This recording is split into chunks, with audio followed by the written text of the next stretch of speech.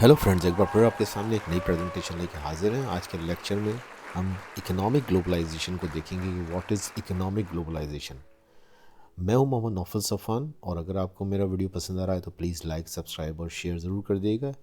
इब्तिदा में मैं आपसे एक बात करना चाहता हूं, और वो ये कि जैसा कि आप सब जानते हैं कि दुनिया में 15वीं सदी के आखिर में सी रूट्स को डिस्कवरी मिलना शुरू हो गई, और क्रिस्टोफर कोलंबस ने 1492 के अंदर अमेरिका को दरियाफ़्त किया, और उसके चंद सालों के बाद ही वास्को डी गामा ने 1496 के अंदर इंडिया को भी दरियाफ़्त कर लिया, और इस तरीके से अफ्रीका और दीगर इलाक़ों तक यूरोपीय कौमें पहुंचना शुरू हो गई। समंदरी रास्तों के ज़रिए ये यूरोपीय कौमें दूर दूर के नए इलाक़ों और कॉन्टिनेंट्स में पहुंच गईं। यूँ इंडिया, अमेरिका, अफ्रीका तक ये यूरोप की कौमें पहुंच गईं, और चूँकि वो ज़्यादा तरक्की याफ्ता थीं, चुनांचे इन सी रूट्स की डिस्कवरी से ये हुआ कि यूरोपियन कंट्रीज़ को दुनिया के कमज़ोर मुल्कों पर कब्ज़ा करने और वहाँ जाकर उन पर हुकूमत करने का मौका मिल गया।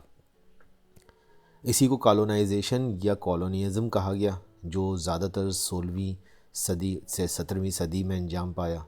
फिर अगले 100 सालों में 17वीं सदी के आगाज़ में यही मुल्क इन कमज़ोर मुल्कों से इतना पैसा कमा चुके थे, और इसी पैसे की मदद से जो इन मुल्कों ने कॉलोनिलाइजेशन के ज़रिए से कमाया था, अब सनती इनकलाब आना शुरू हो गया, जिसको हम इंडस्ट्रियल रेवोल्यूशन कहते हैं।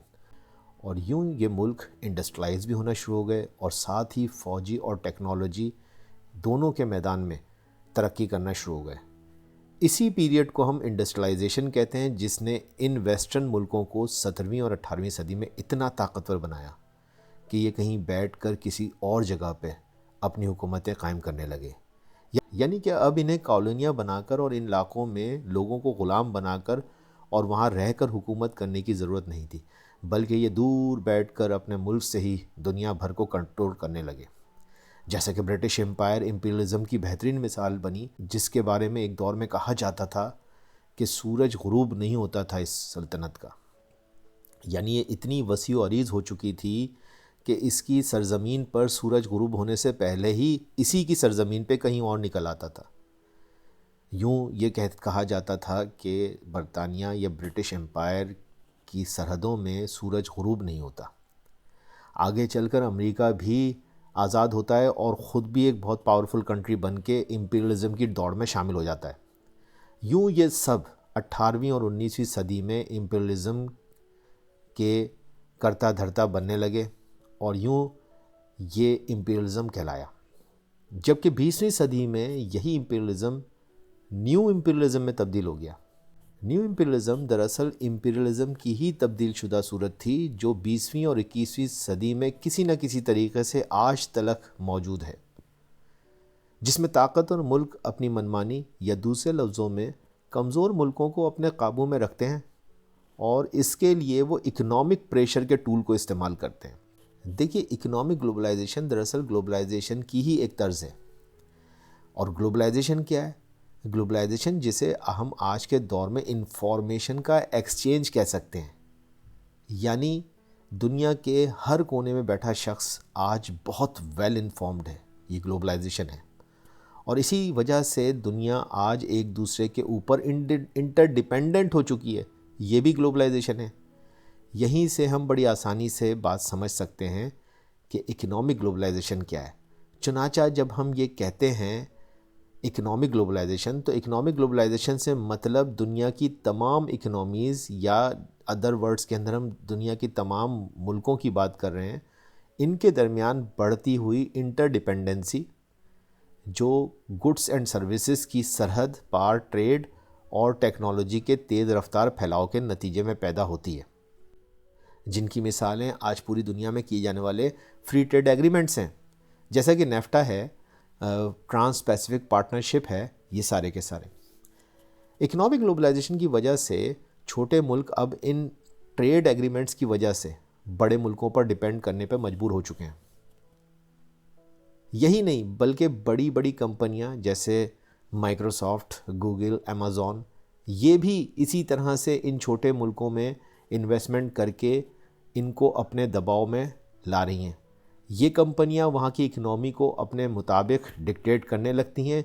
जब वहाँ इन्वेस्टमेंट ان کی آ جاتی ہے تو ظاہر سی بات ہے ان ملکوں کو بھی ان کی بات ماننی پڑتی ہے، وہاں کی گورنمنٹس کو ان کی بہت ساری کنڈیشنز کو اوبے کرنا پڑتا ہے۔ اگر آپ کو یاد ہو، اگر آپ ہسٹری کے اسٹوڈنٹ ہو، تو یہی کچھ انڈیا کے اندر ایسٹ انڈیا کمپنی انڈیا کے رولرز سے کرواتی تھی، یعنی کہ ایسٹ انڈیا کمپنی جب آہستہ آہستہ انڈیا کے اندر اسٹیبلش ہو گئی تو انڈیا کے جو لوکل رولرز تھے وہ ایسٹ انڈیا کمپنی کی پالیسیز اور اس کی ڈائریکشنز کو اوبے کرنے کے لیے مجبور ہو گئے تھے۔ یہی کچھ آج گوگل، مائکروسافٹ، امیزون اور ایسی بڑی بڑے بہت سارے نام ہیں جو کہ جب کسی ملک کے اندر اپنی جڑیں مضبوط کر لیتی ہیں تو اب وہ وہاں پہ اپنی ٹرمز کو ڈکٹیٹ کراتی ہیں۔ اور یہ ٹرمز ڈکٹیٹ کیوں ہو رہی ہیں؟ اکنامک پریشر کی وجہ سے۔ یہ جو اکنامک گلوبلائزیشن ہے، یعنی کہ پیسے کی انویسٹمنٹ کے ذریعے سے آپ جو ہے وہ ایک ملک کی حکومت کو اپنے تابع کر لیتے ہیں، ٹھیک ہے جی، جس سے ان ممالک کے ریسورسز اور یہاں تک کہ مزدور تک بڑے بڑے ملکوں کے قابو میں آ جاتے ہیں۔ دوسری طرف عالمی بینک اور آئی ایم ایف جیسی ڈونر آرگنائزیشنز بھی اس اکنامک گلوبلائزیشن کا ایک اور اینگل ہیں، جہاں یہ ڈونر ایجنسیز بظاہر ان چھوٹے ممالک کو پھر پیسہ دیتی ہیں یا قرض دیتی ہیں، اور ان قرضوں کے ساتھ سخت شرائط ہوتی ہیں جو اکثر ان چھوٹے ممالک کی اکنامک فریڈم کو ختم کر دیتی ہیں، اور دراصل ان چھوٹے ممالک کی حکومتیں وہی کرنے پر مجبور ہوتی ہیں جو یہ ڈونر ایجنسیز ان سے کرانا چاہتی ہیں۔ جیسے پاکستان میں آئی ایم ایف اپنی منمانی کروا رہا ہے اور حکومت چند بلین ڈالرز کے لیے اس کی بات ماننے پر مجبور ہے۔ تو یہ بھی ایک طرح کی آپ دیکھیں کہ نیو امپیریلزم کی مثال ہے، یعنی کہ اکنامک گلوبلائزیشن ہو رہی ہے اور اس اکنامک گلوبلائزیشن کے پریشر سے حکومتیں کمپرومائز ہو جاتی ہیں ان ڈونر ایجنسیز یا ان انویسٹرز کے آگے جو اس ملک کے اندر اپنا پیسہ لگاتے ہیں، وہ ان کی حکومتوں کو ڈکٹیٹ کرنا شروع کر دیتے ہیں۔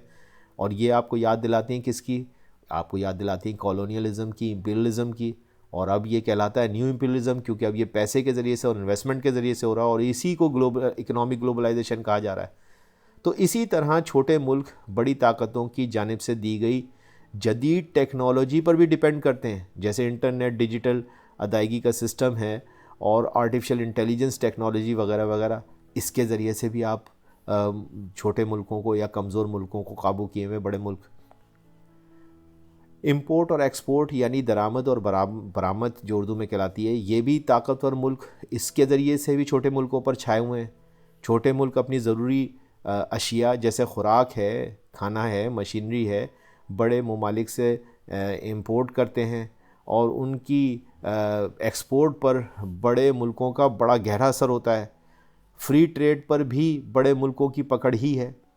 اب چھوٹے ممالک کی لوکل انڈسٹریز پر دباؤ بڑھ رہا ہے، اور یہ دراصل ان کی انڈسٹریز کو، چھوٹے ممالک کی انڈسٹریز کو ختم کر رہی ہیں، کیونکہ چھوٹے ممالک اپنی پروڈکٹس کو انٹرنیشنل مارکیٹ میں اس پرائس پر بیچ ہی نہیں سکتے جن قیمتوں پر بڑے ممالک وہی پروڈکٹس ان چھوٹے ممالک سے زیادہ اچھی اور سستی بنا کر بیچ دیتے ہیں، کیونکہ ان بڑے ملکوں کو وہی پروڈکٹس بڑے پیمانے پر بنانے کا موقع ملتا ہے اور پروڈکشن کاسٹ کم ہو جاتی ہے، جس کی وجہ سے وہ زیادہ بہتر پروڈکٹ بناتے ہیں اور کم کاسٹ کے اندر بنا کے اوپن مارکیٹ یعنی کہ انٹرنیشنل مارکیٹ میں لے آتے ہیں۔ اب مثال کے طور پہ کوئی چھوٹا ملک ایک گاڑی یا کار بنا کے لے کے آ رہا ہے، اور ایک بڑا ملک جہاں پہ ایک بڑی انڈسٹری ہے وہ ایک کار بنا کے لے کے آ رہے ہیں، تو جو بڑے ملک کی کار ہے وہ کوالٹی میں بھی زیادہ اچھی ہے، ٹیکنالوجی میں زیادہ اچھی ہے اور کم پیسوں میں، اور ایک جو چھوٹا ملک کوئی اپنی پروڈکٹ لے کے آ رہا ہے، کار بنا کے لا رہا ہے، میں مثال بتا رہا ہوں آپ کو، تو وہ گاڑی یا کار جو ہے وہ ٹیکنالوجیکلی بھی زیادہ ایڈوانس نہیں ہوگی اور اس کے پیسے بھی زیادہ پڑ ہوں گے۔ تو اس وجہ سے یوں یہ چھوٹے ملک اور چھوٹے کا مقصد کمزور ملک ہے، یہاں پہ آپ یاد رکھیں، چھوٹے کا مقصد سائز میں چھوٹے نہیں ہے، چھوٹے کا مقصد ہے کمزور ملک جن کی کہ اتنی اسٹرانگ جو ہے وہ اکنامی نہیں ہے، تو وہ ملک جو ہیں اب وہ بڑے ملکوں کے قابو میں ہیں۔ تو یہ چھوٹے ملک جو ہیں ان کو پروڈکشن کاسٹ زیادہ آتی ہے، جس وجہ سے وہ اس معیار کی پروڈکٹ نہیں بنا پاتے جیسے کہ کوئی بڑے ملک یا بڑی انڈسٹریز بنا لیتی۔ یہی اکنامک ڈومیننسی اب ان بڑے ممالک کو اس قابل بنا رہی ہے کہ وہ اپنے سیاسی اثر و رسوخ بھی قائم رکھیں اور چھوٹے ملکوں پر بنائے رکھیں اور انہیں اپنی مرضی سے چلنے نہ دیں۔ یہی اکنامک ڈومیننسی اب ان بڑے ممالک کو اس قابل بنا رہی ہیں کہ وہ اپنا سیاسی رسوخ برقرار رکھیں ان چھوٹے ملکوں کے اوپر اور ان کی اپنی مرضی نہ چلنے دیں۔ یہیں سے نیو امپیریلزم آپ کو دنیا میں ہوتا دکھتا ہے، جو در حقیقت اکنامک گلوبلائزیشن سے ہی جڑا ہوا ہے۔ لگ بھگ اکنامک گلوبلائزیشن اور نیو امپیریلزم ایک ہی شے کے دو رخ کہے جا سکتے ہیں۔ یعنی نیو امپیریلزم اب بڑے طاقتور ممالک بڑے آرام سے اکنامک گلوبلائزیشن کے ٹول کے ذریعے سے چھوٹے ممالک پر راج کر رہے ہیں اور ان چھوٹے ممالک کو اپنی مرضی نہیں چلانے دیتے، اور ہوتا وہی ہے جو دنیا کے چند بڑے طاقتور ملک یا طاقتور ہاتھ جو ہیں چاہتے ہیں، وہی ہوتا ہے اس دنیا کے اندر۔ امید ہے کہ آپ کو یہ پریزنٹیشن پسند آئی ہوگی۔ اگر پسند آئی تو پلیز لائک اور سبسکرائب کر دیے گا۔ Thank you very much.